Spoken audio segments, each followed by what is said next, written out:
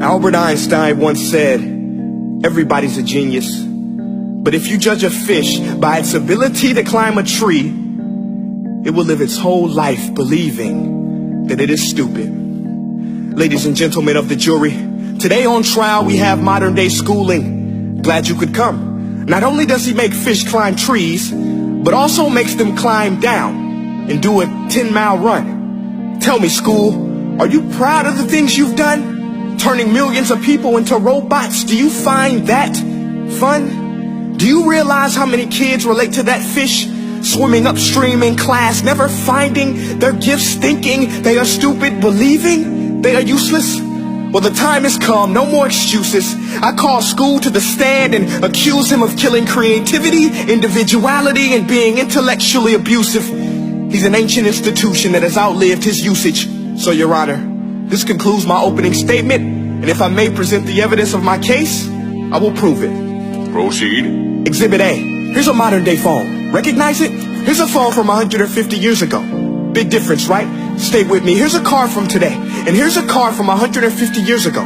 Big difference, right? Well, get this. Here's a classroom of today, and here's a class we used 150 years ago. Now ain't that a shame? In literally more than a century, nothing has changed. Yet you claim to prepare students for the future? But with evidence like that, I must ask, do you prepare students for the future or the past? I did a background check on you and let the record show that you were made to train people to work in factories, which explains why you put students in straight rows, nice and neat, tell them sit still, raise your hand if you want to speak, give them a short break to eat, and for 8 hours a day tell them what to think.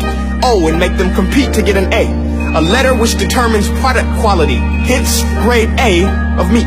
I get it. Back then, times were different. We all have a past. I myself am no Gandhi.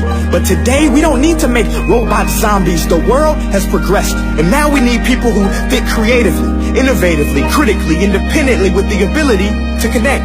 See, every scientist will tell you that no two brains are the same. And every parent with 2 or more children will confirm that claim. So please explain why you treat students like cookie cutter frames or snapback hats, giving them this one-size-fits-all crap. Watch your language. Sorry, Your Honor, but if a doctor prescribed the exact same medicine to all of his patients, the results will be tragic. So many people will get sick, yet when it comes to school, this is exactly what happens, this educational malpractice, where one teacher stands in front of 20 kids, each one having different strengths, different needs, different gifts, different dreams, and you teach the same thing the same way? That's horrific. Ladies and gentlemen, the defendant should not be acquitted. This may be one of the worst criminal offenses ever to be committed. And let's mention the way you treat your employees. Objection. Overruled. I want to hear this. It's a shame. I mean, teachers have the most important job on the planet, yet they're underpaid? No wonder so many students are short-changed. Let's be honest. Teachers should earn just as much as doctors, because a doctor can do heart surgery and save the life of a kid. But a great teacher can reach the heart of that kid and allow him to truly live. See, teachers are heroes that often get blamed, but they're not the problem. They work in a system without many options or rights.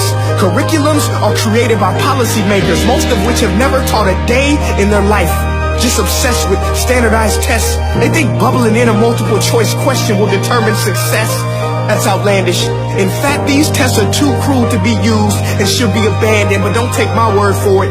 Take Frederick J. Kelly, the man who invented standardized testing, who said, and I quote, "These tests are too cruel to be used and should be abandoned." Ladies and gentlemen of the jury, if we continue down this road, the results will be lethal. I don't have much faith in school, but I do have faith in people. And if we can customize healthcare, cars, and Facebook pages, then it is our duty to do the same for education, to upgrade it, change it, do away with school spirit, because that's useless.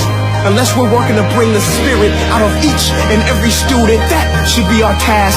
No more Common Core. Instead, let's reach the core of every heart in every class. Sure, math is important, but no more than art or dance. Let's give every gift an equal chance. I know this sounds like a dream, but countries like Finland are doing impressive things.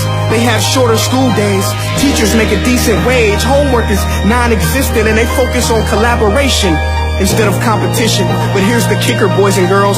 Their educational system outperforms every other country in the world. Other places like Singapore are succeeding rapidly. Schools like Montessori, programs like Khan Academy. There is no single solution, but let's get moving.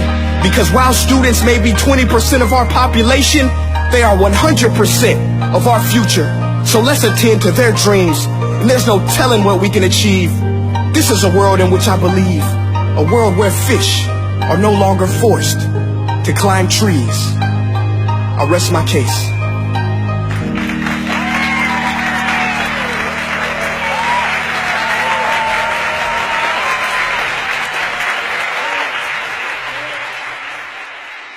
Hey guys, my name is Prince EA, and I want to say thank you so much for watching my video. But now, I want to know what you think. How can we together create a more efficient, effective, and just better future of learning? I want you to visit netstate.com/preorder the future and share your thoughts and ideas on the topic. Peace.